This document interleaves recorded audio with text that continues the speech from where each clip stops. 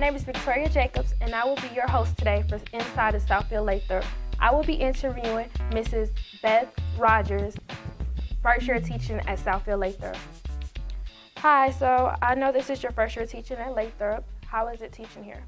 Well, I really like it a lot. I actually went to high school here, so it's fun to be back and be with all my old teachers and everything. It's kind of weird to get to call them by their first names, but I really enjoy it, and I'm teaching 11th grade, and books that I've really enjoyed, Catcher in the Rye and Great Gatsby, so I'm having fun. Now, I know you used to go here. How has it changed since you coming here till now, when you used to go here? Well, it's changed just in the sense that some of the teachers are gone, and so the kind of sense of Mr. Sleet, when I went here, was my history teacher for 2 years, and he was a big influence on me, and so it's kind of weird to have him not be here anymore. And so the teachers have changed. Some of the kids are, it makes me wonder who I'd be friends with now if I still went here, and who I would be in class with and things like that. So it's kind of interesting just to see how the dynamics have changed a little bit and what would be if I still went here myself as a student, right? What is your favorite part of the job? Well, I really enjoy just every time that a student has that light bulb pop on over their head and I can see that they actually understand something all of a sudden, or they say, oh, I love just hearing that. It makes me feel got it, like all of a sudden they got it. Yeah, it makes me feel really good, and it makes me feel like I'm doing what I'm supposed to be doing. So. What made you want to become a teacher? Well, I've wanted to teach ever since I was really little. I've always wanted to write and teach, and I have journal entries that I'm such a pack rat. I have stuff from the first grade that says that I want to be a teacher and an author when I grow up, and so I have one of those things accomplished, and so I'm hoping to try to get to be an author also. But it's just I used to sit my little brother down. He's only 3 years younger than I am, and we would play school, and he would teach me art because he's really good at art, and I would have him read, I don't know why he doesn't hate me, a National Geographic article he'd have to read, and he'd have to write a review of it, but it would be things he'd be interested in, like bats and stuff like that. Wow. So it was I just loved to teach and talk about it. What would you say to a student that says, I want to become a teacher, but I don't know where to start at? Well, if you have something that you enjoy and something that you love doing, that's the easiest place to start. Just to know that you like what you do and you enjoy it so much. And from there, just embrace it and take the classes for it, know what you want to accomplish. And when I went to college, I knew exactly what I wanted to do. So I started taking the classes, I took exactly what I needed. And even if you don't know what you want to do, just find what it is, and from there, start off and do exactly what you need to do to get to your goal. So if you decide you like science, take all the classes in science. If you decide you like English, take all the classes in English. Whatever it is, it's just the easiest way to do it is to just push on. Now, do you think teaching has to have a lot of passion behind it when working with students? I think that if you're not passionate and you don't seem to really enjoy what you do, your students are going to realize that, and they're not going to be as passionate about it either. So you really have to show that you have some energy and some excitement and some intrigue to it, because otherwise, why should they be interested in it? So I feel passion is really important. Now, what's your favorite book about reading in 11th grade? Have you read it yet, or are you going to read it? The Catcher in the Rye is my favorite 11th grade book. It was the book that I did when I student taught at Pioneer High School in Ann Arbor, and the students there really loved it, so I was really excited to teach it here, and I felt I had a lot of great activities that the students would enjoy.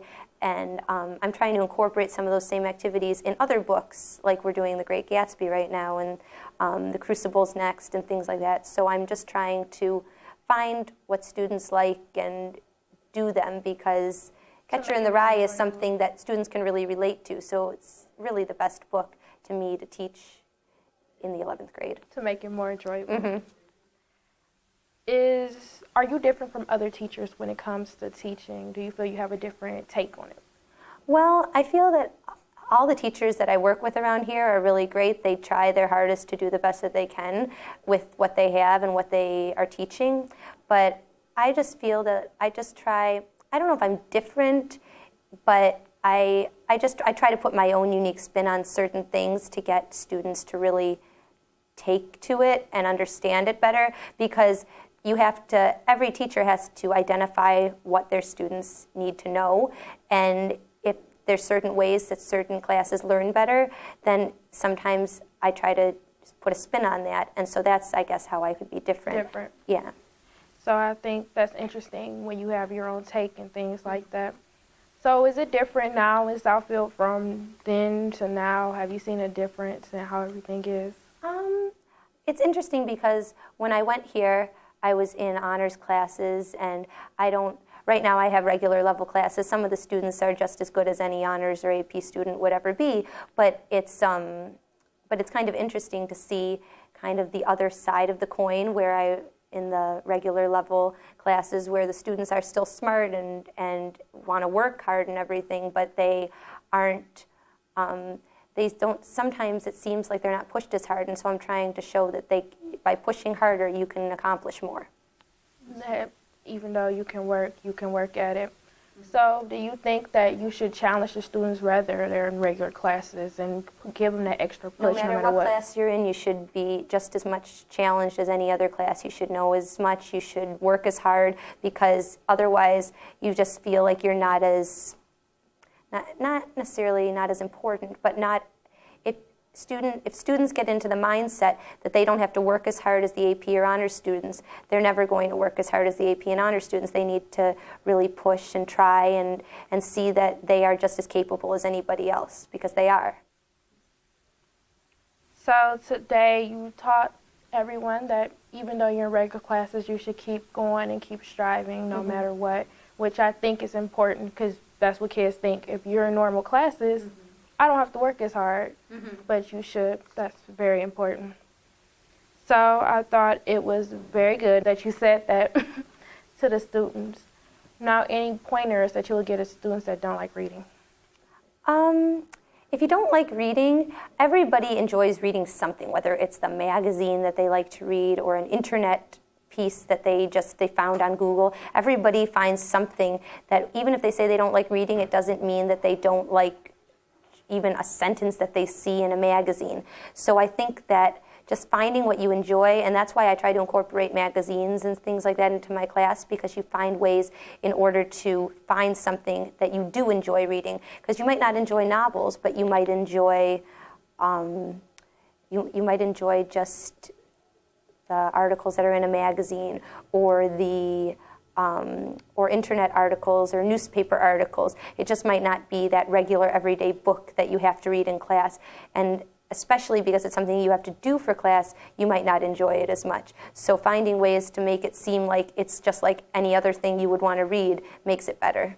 Now, what schools did you teach at before Lathrop? Well, my first year out of college, I actually substituted in the Berkeley School District in Birmingham. And my second year out, I worked at Detroit Country Day Middle School, which is right up the road at around 12 and Losser area, teaching 8th grade English half-time, and the other half of the time I substituted still in those other districts that I mentioned previously. Last year was my first full-time year teaching, and I taught in airport schools, which is way out past Romulus, about 15 miles farther than Romulus. So it was an 80-mile round trip every day, which was great to get a job here because I'm only 8 miles round trip. And I taught English 10 and Spanish 1 there. Spanish was my minor in college. And so I really enjoyed that, and I did like the school and the students a lot, but working so far away was not something I wanted to continue doing. So that's why I looked, and I was lucky enough to find my old high school and come back here.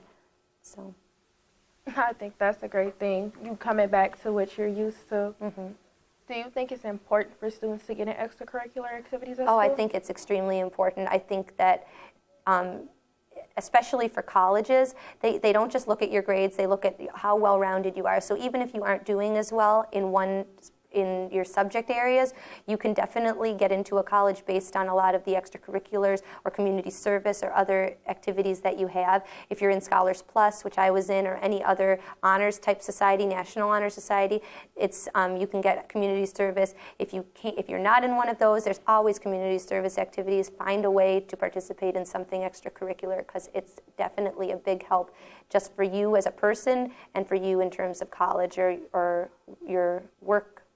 When I was in high school, I was on the student board. I didn't hold a position. I was just a member, but it was still something that I felt was important, knowing what was going on around the school in my grade especially. I also was in 2 plays when I was in high school. I was in The Miracle Worker about Helen Keller, and I was in David and Lisa, which was about 2 children in a mental hospital and how they cope with their lives and the people around them. I was a member of Thespians eventually, because I was able to do stage crew and things like that also, that allowed me to be in theater type activities. And what else did I do? I was also on forensics. I did forensics all 4 years of high school. My first freshman, junior, and senior year, I did informative speaking, and I had to write my own speeches and memorize them and present them and have visual aids. And my sophomore year, I did storytelling, but I switched back from that because it wasn't as much my forte as informative speaking. But I enjoyed the informative speaking because freshman year I did Children Throughout History, and junior year I did Ripley's Believe It or Not, which I thought was really cool because I learned all these new interesting facts. And senior year I did the Barbie doll and the whole history of the Barbie doll, and I thought that was kind of interesting. Yeah. So I really enjoyed that. That was my favorite extracurricular that I did in high school. And I worked at the Southfield Library when I was in high school. I started my junior year. How was that? Yeah, I loved that. It was I worked there for 7 years, and through college and everything.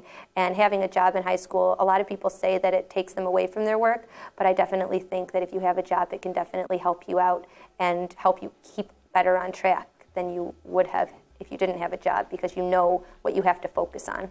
Well, I would like to thank you for being here with me today, Mrs. Rodgers. Well, thank you for having me. You are very welcome. And I am your host, Victoria Jacobs, and this is your edition of Inside of Southfield Lathrop.